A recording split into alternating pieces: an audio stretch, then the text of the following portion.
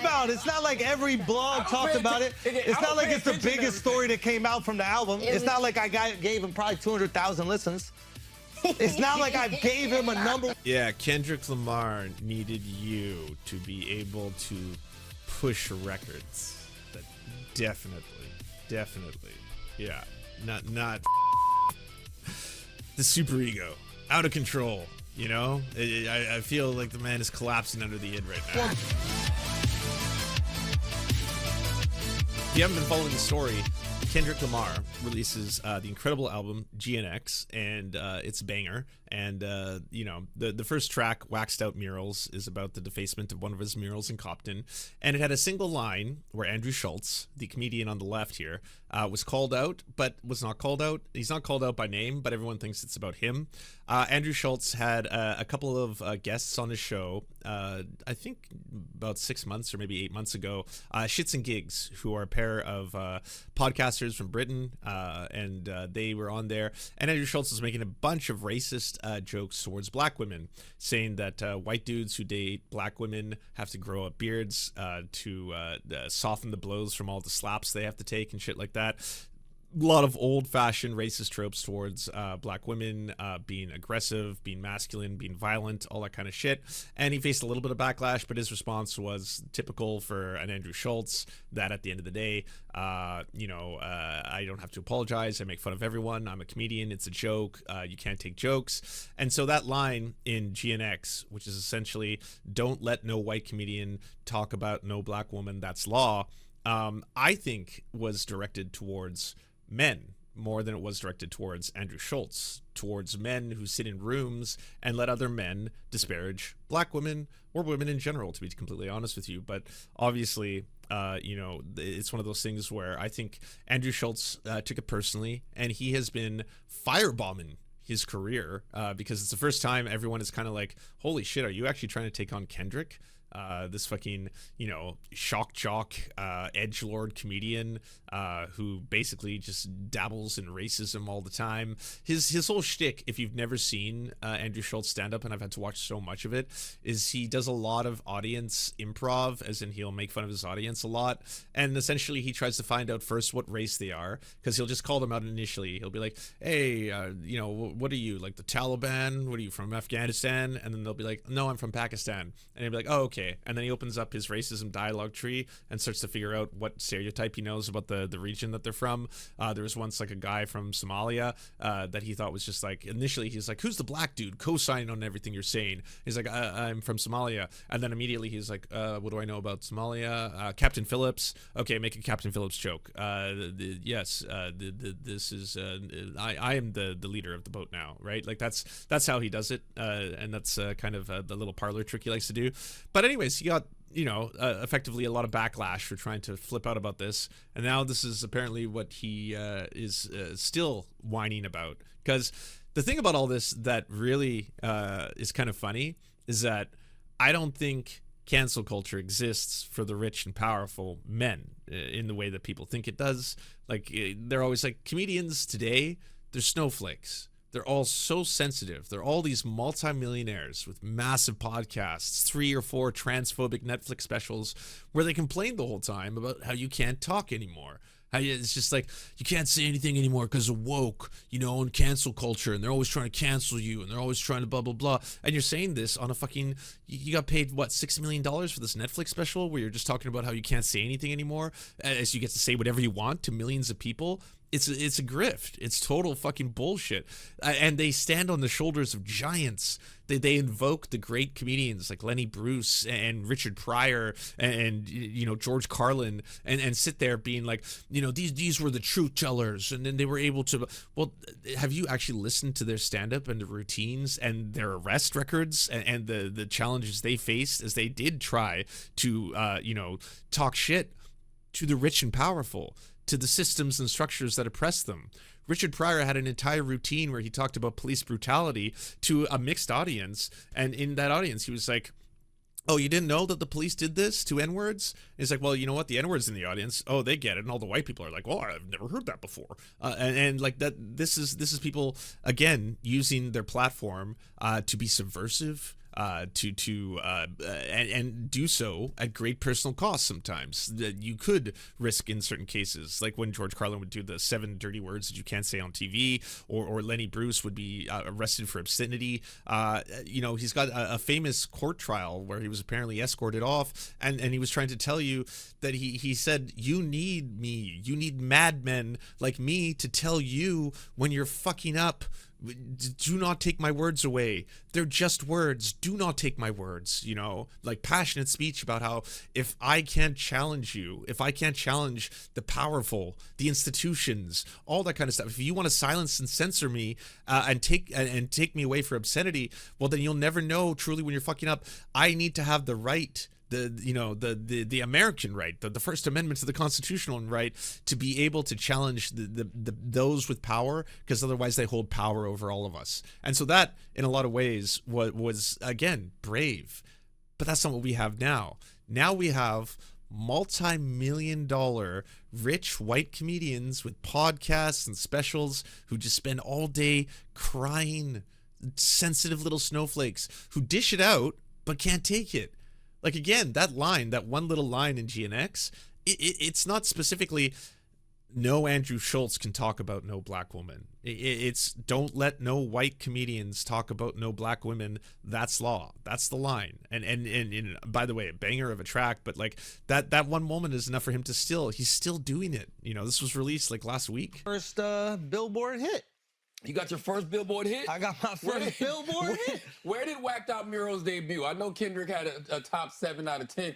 Taylor, why do you look so sad already? Yo, Taylor's so upset I got a hit. I'm not sad. Because he said my name, too. So what does that matter? Where did Whacked Out Murals make it in the top 10? It had to. That's the first record. Yeah. First record always trends. Wait. Squabble Up. Hold on. I'm sorry. Squabble Up is such a good track. You said something that I was unaware of. You're saying the first song on the album is my That's song? not true. I didn't say it was your song. Oh, yeah. It is first. You say he opened It is the the first song song with Schultz? The first song of the album got Schultz? It's the intro. This is crazy. Yes. I didn't know. I didn't know I got it like that. A Squabble Up, TV Off, Luther, and Whacked Out Murals. Whacked Up is what number?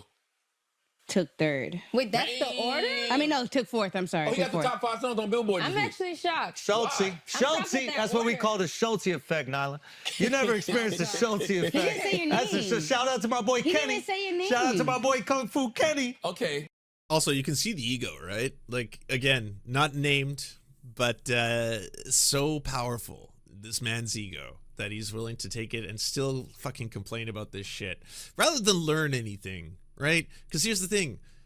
You should be able to take it just like you fucking dish it out. And why in the world would you not, instead of, like, his response initially, it was like, oh, what, you fucking rappers are supposed to tell comedians about how to respect women? Rap, of all things? Yeah, long history of respecting women, especially Kendrick. What are some of the lines in some of his other songs, right? And it's like, again, so appeals to hypocrisy, even if they were true, is not a defense of your own actions. We did it. Let's We did it. Let's talk about this. Let's talk about it. This is what happens when Ebony and Ivory come together. Now, honestly, I don't think there's been a song about Ebony and Ivory this good since Michael Jackson and the Beatles guy. Now, I really think this is the next Ebony and Ivory. Hey, how about this? Talk that shit. I don't think he was talking about you. He better not be. He better not be. That's what I thought. That's what I thought. I don't think he was talking about you. The internet felt differently. I said it can't be. No, that's not true. You on your podcast were like, so are they? I guess, he did his first response was basically like, it's law. Yeah, apparently. It's been decreed, rap and rappers are telling comedians what they have to do and setting the laws. So that's what's happening here. Me. Well, no, the internet didn't just say you. Who the internet say? The first white dog that got hit in Holland was Gary Owen. First of all, let's play the bar. Yes, he was. No, Gary it was the wasn't. first person to jump out there. Can we just be honest, though? Can we just, no. I'm just talking about pure physics, right? If Kendrick was like, yo, let's squabble up, and I wanted to just put him on my lap and I just wanted to feed him a bottle. Stop playing. Now, not his people, his gang affiliates, all that. They could fuck me up. I'm not a tough guy. But just me and Kendrick in a room together, just having a discussion. He's a 20-degree black belt show. I know, but once that kung fu goes out the window, what is it? It's jujitsu. I know, damn it. Luke Skywalker, 32. Thank you. Perfect, though.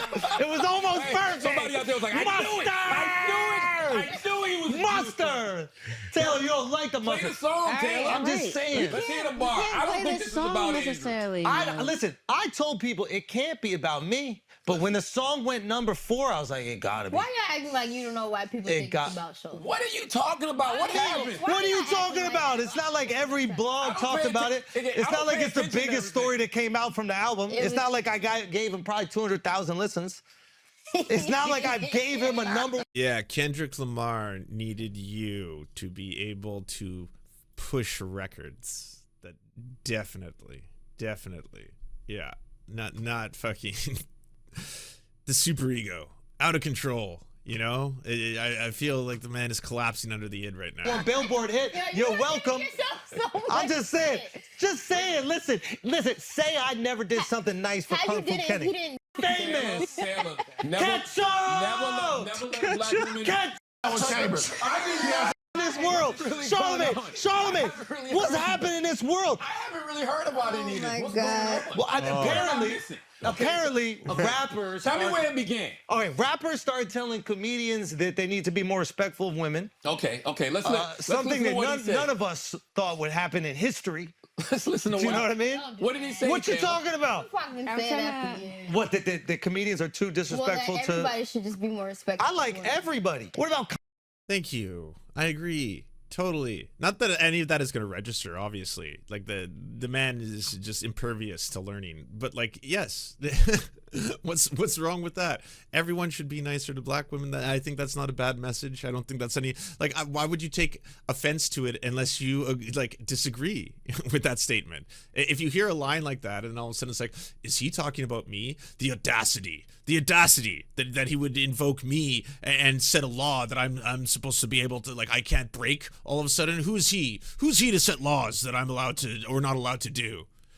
It's also just the people in the room, right? I don't think it, like, even if it was directed specifically at Andrew Schulz instead of like a lot of white comedians who are racist towards black women or disrespectful towards women in general, why couldn't it be for other people in the room, specifically other men in the room? And why aren't they standing up? Why aren't they standing up for women? Why aren't they standing up for black women? Why are they sitting there and just laughing alongside of it and then being like, lol, yeah, totally. Yeah, that's true. They grow their beards larger to soften the blows from all the hits. You're right.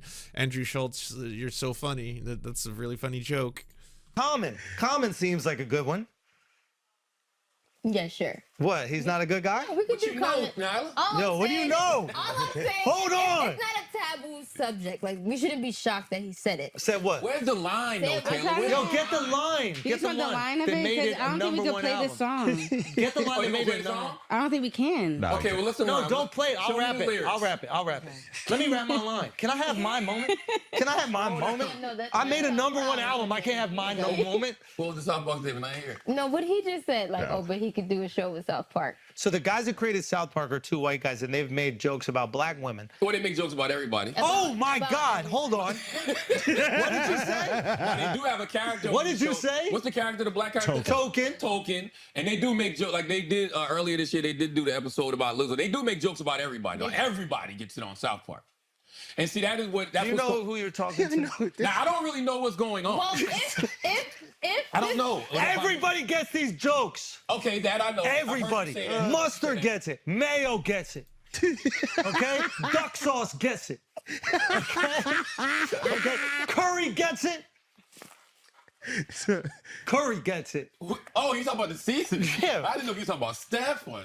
Indian. So I'm talking about Indian. So yeah, if you didn't know, Andrew Schulz, the philosophy is pretty similar to a lot of other white comedians where it's like, hey, by the way, I'm an equal opportunity offender. I make fun of everyone. I make fun of everybody. I don't play favorites. I'm a comedian. These are jokes. If you don't like jokes, that's on you. But at the end of the day, I should be allowed to do and say what I want to say, and I should be allowed to make fun of everybody. Why would I just exclude one group? Come on. Why am I getting singled out for the things that I'm saying? This is not fair. After all, he's apparently going to be doing some collab with Matt Stone and Trey Parker. South Park have been racist towards black women as well. So where's the justice? This is hypocrisy. None of it is learning, though, right? None of it is like a second of self-reflection, even a microsecond, just to sit back and be like, why exactly would it be a bad thing? So is everyone treated equally in society? Because like if you want to be an equal opportunity offender, if you want to be able to be like, hey, by the way, I'm going to make fun of everyone. I'm going to be racist towards Indian people. I'm going to be racist towards indigenous people. I'm going to be racist towards black people. And then, yeah, I'm going to be racist towards white people too. And in that way, I'm not racist because it all cancels each other out because I attack every group. And again, my response to that is always, well, then, yeah, is every group treated differently or the same by society? Does everyone have the same opportunities in society? Does systemic racism exist in the same way for white people that it would for black people? Are you willing to learn about any of that? Or is it just basically, he can't call me out. He said sexist stuff in the past. He can't call me out. He's working with other white people who have been racist towards black women. It's not fair. Why am I specifically getting singled out? I make fun of everyone. It's not fair. That's Indians. We're doing it for each group of people. Everybody get these jokes. That's the rule. Taylor, what's the line? But Kendrick got specific laws. Says, Kendrick got to protect women from comedians as long as he's got an album coming out.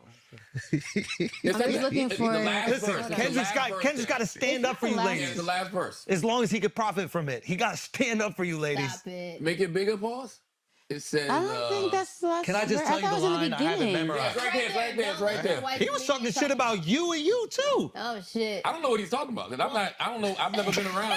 You say that. Oh, no. Oh, they put you in Y'all it need to do too. a meter Genius. of how many times this nigga has Oh, said, wait a I don't minute. know what's going on. I'm in it. Genius put you on it right here. Hold on. So is that what everybody's talking? People pay to see his stand-up. He sells out stadiums. Like, the guy is very popular. He's one of those examples of basically someone who did, to his credit, do the grind. He used to do comedy clubs in New York and in California, but he also started uploading a lot of his content to the internet.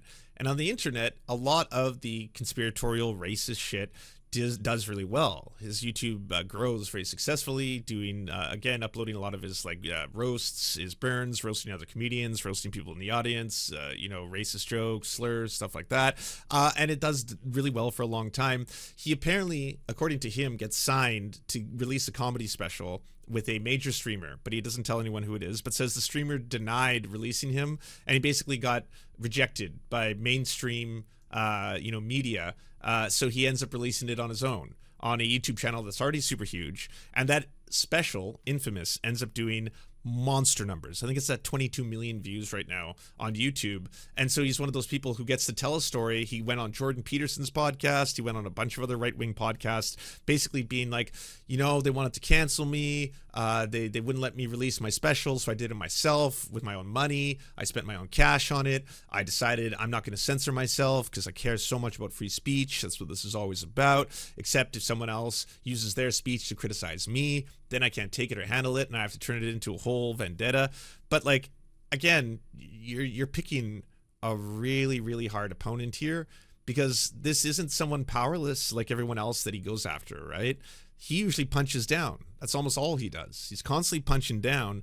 And as a result of that, maybe the groups that you're punching down to don't have the same kind of reach or audience or fan base that you do. But in this case, this is someone powerful, not calling just him out, but calling out people who do what he does. And he's taking it personally, obviously, right? So it's very different now. Now it's a situation where it's like, well, this happens to be something that either you're going to learn from or keep on making this kind of fucking terrible ass content where you're like, what the fuck? Come on. Everyone gets a joke. Every other group gets it. Other people don't give a fuck. Why the fuck is this the one time that someone is saying something about it? Yeah, very fragile. Again, very, very, very insecure at the end of the day. So Rap Genius says, Did put your name on there. why y'all surprised? I'm not clout. Okay, so click on. If you want a #1 hit, you talk about me. If you want your YouTube clips to go wild, you talk about me. Listen, I'm the Tesseract. Click on why people think I'm this the is source. Andrew. I want to hear it because I haven't heard this before. All right, let me hear it. But you gotta say the line. Where did this go? Do you want me? I'll just play. I'll skip past because I Giving people #1 Can't play album. it. I don't even ask for a check. I don't ask for nothing. You're still doing this. Jesus Christ, this bit was tired at the very start. You're still doing it. It's so funny. I'm so popular. He had to talk about me to sell records. Yes, definitely. Teach me some C steps. Can we play the clip? Because I've never heard this. By the way, he calls people out by name. I mean, Lil Wayne is called out in the exact same track. Snoop Dogg is called out in the exact same track. He talks about his heroes who he used to worship, and now he feels as if they weren't showing him the right respect. He talks about the mixed reception that he was getting to the Super Bowl performance, his first one. The whole thing acts as kind of like a humble reflection on his own career. I'm talking about Waxed Out Murals, the first track on the album, while also being like kind of like a form of war paint, where you're kind of setting it up where, like, you know, challenging anyone who's still going to try and challenge him effectively. And yeah, I mean, it's really haunting song too, because it's got these incredible vocals also being done by a mariachi singer, a woman that he had found, discovered her. She was opening up in the World Series or something like that. That's all I want to learn is some C steps. Yeah, hold on. What's the clip? I've never heard this. I want to know why people think this is Andrew Schulz. The song, or you're saying the part of why they think it's about him? Why they think it's Andrew Schulz? So you want to play this part? Yeah, why do they So think wait, it's wait. me? I mean, you all know, because you've been talking about this for so long, you don't have to keep playing stupid, right? Like, is it even about you? I can't believe. This is one of the best. Listen, I know. I can't believe. I can't believe that y'all have heard this clip before and just realizing him saying Kendrick's name is probably the reason Kendrick said what he said on the record. I've never heard this clip before. I never heard you say Kendrick forgot I at the said end. You've that. never heard. I didn't hear Really? Kendrick at the end. I forgot I No, said that. definitely he said- I was talking about a different Kendrick. I was talking about Kendrick Perkins. Now, I've never seen the clip. I've never seen the clip. Why would he assume I'm talking about him? No, I've never seen the clip, but you go Kendrick fans. Kendrick Get 'em. Perkins, the NBA analyst, the great center to play. Why like that? I Now hate listen, you. I am obviously biased in this situation towards black women. But listen to me. I want to. Why you look confused? I'm listening. I'm on your side. Taylor, you a star. You don't gotta put up with it. Yo, we're in a #1 album, Taylor. Me and you. So I want to. Me and you. I want to ask the black women in the room, because I'm not the person to ask about this, because I don't get easily offended. Is that offensive? If I didn't know, oh shoot, not bad. Damn, Taylor just. Because it sounds to me. Taylor just played a video on herself talking. That was crazy. Taylor, that was one of the craziest. Let them answer. I want to hear this. Because to me, this is what it sounded like. It sounded like you were making the jokes with First the of all, black men. I didn't even know that was a stereotype. Black man. Andrew. I just thought you were angry. I didn't know it was like a Yo. whole. Oh, stop playing stupid. This whole shit is so childish too. It's honestly, the depressing part about this is just seeing the meteoric rise for some of these motherfuckers who I think, like, it's such low-hanging fruit comedy, and then they just act like babies afterwards, you know? It's the same thing where, like, you spend all day, I've watched his sets now because I'm making this whole kind of like documentary on this topic. They spend all day on the mic just ripping into minorities, being racist as fuck, saying all this shit, and then afterwards, if someone criticizes you, and even a light criticism that isn't directed towards you, he doesn't name them by name, for example, in this, but even a light criticism, where it's like, maybe you should reflect a little bit about the fact that, like, you know, why is it that you're perpetuating all of these, you know, the angry black woman stereotypes, that kind of shit, just now fucking regresses into baby mode. We're like, I didn't even know that was a stereotype. How was I supposed to know that? I mean, where I was deriving the humor from when I said that white guys need to grow beards to be able to soften the blow from all the hits that they take from their black girlfriends, I was talking about something completely unrelated. You know, I wasn't mentioning Kendrick Lamar, the other Kendrick. I was saying someone else. Black woman thing. I just thought it was a you to me thing, and I thought that's how you show love. You brought pie for me today. Did you not? Did you not? Oh Lord, not the pie. Did I not know that the pie was coming in today? I bought for everybody. But did I not know it was coming in? In celebration of Kendrick Lamar dropping. That's what I'm talking about. I'm celebrating too.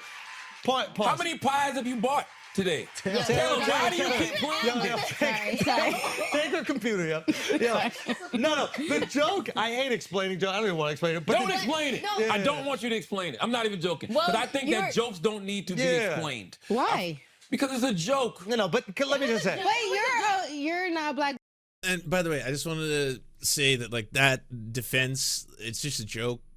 Other groups can take jokes. I noticed because I was going through all the other comedians in kind of the Andrew Schulz sphere, the people who are super, super famous and at the same time, you know, unable to take any kind of criticism. Matt Rife is another really good example. The guy's had a meteoric rise to fame. All the people who kind of crossed the line between being podcasters, being stand-up comedians, being super famous on the internet, and at the same time, Tony Hinchcliffe is another one, right? But they also dabble a little bit in kind of like, you know, right-wing politics. They also, you know, overlap with a lot of like, you know, they will go on Jordan Peterson's show. Matt Rife and Andrew Schulz have both been on Jordan Peterson's show to talk about wokeness, talk about cancel culture, talk about all these kind of issues. But it's just a joke defense. It's like no one on the other side, like I'm not here to cancel anybody. I'm not here to say he shouldn't be allowed to tell jokes because I can't take it, or I just didn't find it funny, so it's not fair. He's not allowed to tell the jokes that I don't like. No, I don't think jokes need to be deep. I don't think jokes to be funny. I don't think jokes need to be political to be funny. I don't think that's a requirement. You can have absurdist comedy. Like, I think Eric Andre is absolutely hilarious, and some of his sketches are just him in a subway saying that he's a bowl of Fruit Loops and that everyone should eat from his trough. And he's literally just pouring milk on himself covered in Fruit Loops, saying everyone eat from my bowl. It doesn't make any sense. It's nonsense. But, like, you know, it can be funny even if it doesn't have a deeper purpose. It doesn't have to be deep. But when you make a joke, you're not also safe from criticism just because it's a joke. If you're making a racist joke, then someone can call you out for it. They can be like, yeah, you're a racist. You make racist jokes. Your jokes are directly targeting black women. You're reinforcing stereotypes about angry black women, about black women being violent. That's what you're doing. Do you not get freedom of speech in the other direction? Do I not have freedom of speech to comment, to criticize? Does everyone else not have freedom of speech? Does Kendrick not have freedom of speech to make a line about no white comedians talk about no black women? That's law. Does he not have the freedom of speech to do that? And then, in turn, if you want, you can criticize him. You can be like, well, that's not fair. I don't think it's fair for him to say that because I think he's been misogynistic in the past. I don't think it's fair for him to say that because I think he's collaborated with white comedians who also make fun of black women, like the South Park guys. So, haha. But yes, it's all fair. But like, you don't get insulated from criticism just because you're a rich, famous comedian. And I don't know when this happened that the comedians became the biggest snowflakes in entertainment. They're the people who can't fucking handle any pushback, even if it's not even about them. They'll make it about themselves. They'll continue to do this shit where they just spiral and keep, like, you know, trying to talk shit about it rather than like learn a single thing. Woman, so you're not going to get offense to it. But it's still a joke. But the joke... So I'm a freedom of speech person. The same way I think Kendrick has the right to say whatever he really wants to look into his accent. Yeah, he's from an affluent white neighborhood in East Village and grew up in it. It's like he's someone who's never been called out for it, but he does take a lot of cadence, tone, expressions from black comedians and uses them in his sets. You know, you'll see him use a lot of terms, a lot of phrases. Like if you watch it for a while, you'll start to pick up on it. And there's other people who, like Aquafina, for example, who have been called out for their appropriation of, you know, black accents, of black culture, while not acknowledging it. They're not doing cultural appreciation. They're just doing appropriation. And it's one of those things where, like, that's another very long, you know, dense topic to unpack in and of itself, right? But it's also one of those things where it's like, Andrew Schulz has kind of, I think, gotten a pass on a lot of shit for a long time because outside of, you know, again, a very, very male audience, an online audience, not a lot of people outside of that world pay a lot of attention to him, right? Like, why am I going to watch a 2.5 hour Jordan Peterson talks to Andrew Schulz about how he defeated the woke in comedy video when it's essentially just self-aggrandizing, someone just promoting their own brand and being like, well, yeah, I was able to do it. You know, I had like a really big streaming platform. I can't tell you who it is, which is always kind of sus, but I can't tell you who it is, but they wanted to censor me. I rejected them. I said, no way. I got to be my true self, got to be authentic, got to tell my truth. And so I basically released the special on my own. It did numbers. I broke the whole system. I showed that you can do that you can just release a special on your own without these major media networks. And the thing about, like, if you watch a lot of Andrew Schulz, you get to this point where he gets really close to getting it a couple times. Like there's a couple times where he talks about cancel culture specifically, and even in the same situation talks about shits and gigs and how they apologized. They came forward and said that we're very sorry for laughing alongside those jokes towards black women, to all the black women in our audience that we've offended, and then we shouldn't have done that. But he doesn't. Andrew doesn't apologize, but like he comes close to getting in the sense where he's like, I think sometimes that there's this fear that people have where they don't want to say things because they're worried about like maybe they won't be able to be hired anymore, or they won't be able to work in the industry anymore, so they kind of just go along with the group think, and that's how the cancel culture kind of woke virus works in that way. And it's like you're getting close to the reality that is, this is only a reality for people who aren't rich and powerful. The more powerful, the more famous, the more rich, and in a lot of cases, if you happen to be a man, you can be a Louis C.K. and you can get justifiably fucking canceled for forcing women to watch you masturbate, sexually harassing and sexually assaulting women to multiple victims. Do that and people are like, oh, well, we can't associate with this anymore, we're gonna not cancel his show, we're gonna cancel his tour, we're gonna cancel that. And then a couple of years go by, he's back to selling out huge crowds and he's back to releasing his own specials, and the motherfucker wins a Grammy. So like it depends who you are, but like the cancel culture reality is one in which the less powerful and the less rich and the less famous you are, the less you have an ability to say whatever the fuck you want. Like visible minorities or people who are LGBTQ plus on social media, they get canceled all the fucking time. If they speak out and attack a bigger or more powerful creator who's acting transphobic, all of a sudden that creator's fan base will just dogpile their accounts. You can't speak up about Matt Rife's 15-minute stand-up where he compares trans people to disabled people without having Matt Rife fans suddenly be like, are you trying to cancel him? Oh, you're the worst, blah, blah, blah. And people lock their accounts, or they have their accounts mass flagged and deleted, or they're just silenced. And so that's just the reality, is that if you do not have power, if you don't have money, if you don't have status, then you're going to be canceled by people who are more powerful with more money, more status, and all of those kind of things, because that's how it all works. That's how the system works, and that's the reality for cancel culture. But it's the most powerful people now, the rich white podcasting comedians who are constantly talking about how you can't say anything anymore and you can't make movies anymore because of woke, and you couldn't make that movie today. Like there's nothing that comes out anymore that's just like a really offensive comedy because everyone is such snowflakes and they're so worried about canceling and cancel culture and blah blah blah. You say to your 11 million podcast listeners, you have the microphone, you have the audience, you have the media, you control that now, and you can't keep pretending like you're the ones being silenced. On his records, yes. I think comedians have the right to say whatever they want on stage. Now, you're not free from the consequences of whatever you say, whatever those things are, and you're not free from people being offended by them. But true. I will always be here for everybody's right to say whatever the fuck it is they want to say. I think that's fine, but he wasn't on stage. He's on a podcast, so it's conversational. So out of context, if you aren't familiar with his style, that could definitely be offensive. If I'm being honest with you, I totally agree. Somebody who doesn't know who I am and they're just seeing a guy on a podcast that they might not even know is a comedy podcast. A white guy. Especially a white guy. On a podcast. Now, if it's a white guy with a bunch of white people, I would be like, oh, this is really fucked up. But I think if the white guy is there with two black guys. But it's because they're MAGA. Three. What? Aren't they MAGA? Oh, that was Jussie made that up. No, Jussie made that up. Oh, okay, okay. Yeah. Because they're not. They're from Nigeria. Yeah, but that doesn't give you a pass. You don't get. Look, I'm not as racist as you think because there was black people present, and so that negated it. So I got it. Like, you're still an outsider speaking about another group's culture and being derogatory towards an entirely different group. And you don't get to justify that by being like, oh, well, yeah, but I mean, there was black people there. So. They actually DM'd But does it help that two black guys are there I not have a even black friend defending? Three black guys. Alex is black, but it's great that you don't see that. Alex is Puerto Rican. It's really interesting. It's really interesting that you don't see that. And I've had enough. I've had enough of black men going through this, not being seen, not being able to hold He doesn't have space. Spanish. Okay? He's half It's also cringe. Honestly, I hope he keeps the spiral. I hope he keeps doing this. I hope he keeps fucking whining about this, being a fucking sensitive little fuckboy who can't handle a joke, because that's really, or criticism or a comment or a single line that doesn't even name him. but he just takes it so personally. Because, yeah, it's a bad look.